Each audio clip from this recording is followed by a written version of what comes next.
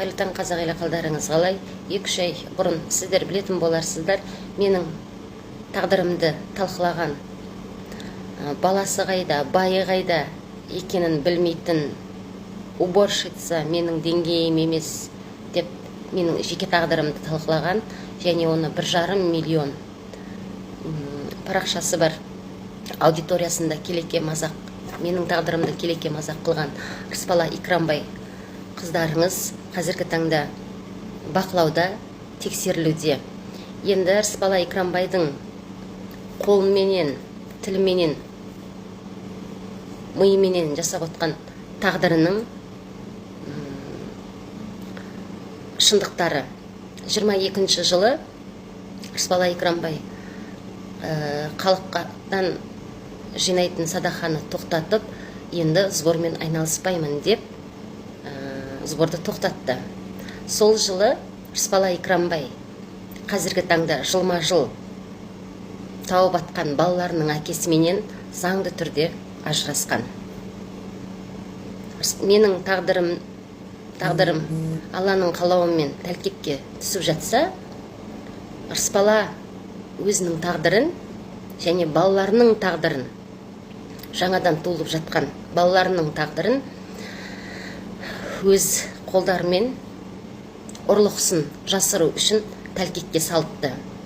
Себебі ол Рысбала Икрамбай 22 жылы сборды тоқтатқанда, ол білді түбінде бұл жиналған қайыр садақаның сұрауы бар екенін. Сондықтан ол қазіргі жолдасыменен заңды түрде ажырасып, құжат түрінде жалғызбасты ана, көп балалы ана болып, бәлки үкіметтің қамқорлығына ілінгісі келген шығар, бәлки халықтың алдында немесе заңның алдында жауапкершіліктен қашқысы келген шығар.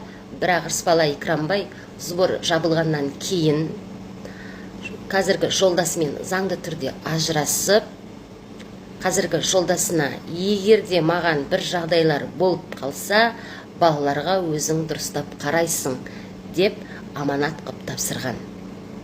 Бұл әңгіме Рысбала Икрамбайдың қол астындағы және жан жағындағы жүрген көмекшілерінің әңгімесі, және ол заңды түрде ажырасып, чемоданын жинап, барынша өзіне қорған іздеп жатыр.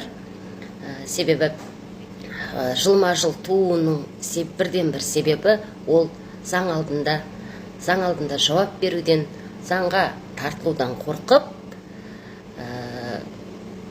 жылма-жыл баласы болса, мені бәлки жазадан құтқаратын шығар, бәлки жазам жеңілденетін шығар деп өзін барынша әрекетін жасап жатыр. Енді менің тағдырымды талқыға салған Рысбала Икрамбай, мен Алланың қалауыменен өмірдегі тағдырымның дұрыс болмауы, ол менің кінәм емес, ал сенің тағдырың өзіңнің қолдарыңменен жасаған ұрлықтарыңменен бұзылып жатыр, және оны өзің бұзып жатсың. Сондықтан, құрметті қазақ елі, Рысбала Икрамбай бұл ұрлығының түбі қорлық екенін біліп, 22 жылы сборды жауып, сол жылы қазіргі жылма-жыл туып атқан балаларының әкесінен заңды түрде ажырасып, көп балалы ана, жалғызбасты ана болып, заң алдындағы жауапкершіліктен қашу үшін немесе жауапкершілігін жеңілдету үшін әртүрлі құйтырқы әрекеттер жасап отыр.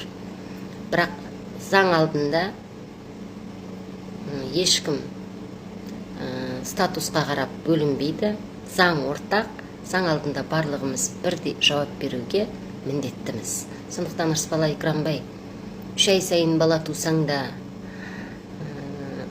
жолдасыңмен ажырасып, заңды түрде жалғызбасты ана болсаң да, заң алдында сен де, мен де жауап беруге міндеттіміз. Ешқандай құйтырқы әрекеттерің жүрмейді. Чемоданыңды жинап, балаларыңды бұрынғы заңды әкесіне аманат қылып, бірақ қазір сен үкіметті алдағың кеп отыр, заңды түрде ажырастың деп. бірақ үкімет алданса алданып атқан шығар, сенің құжатпен көрсеткен жалғызбасты 5 баласы бар ана екеніңе халық алданбайды. Себебі сен сол ажырасқан байыңның қойнында жатып, жылда бала тауып жатсың.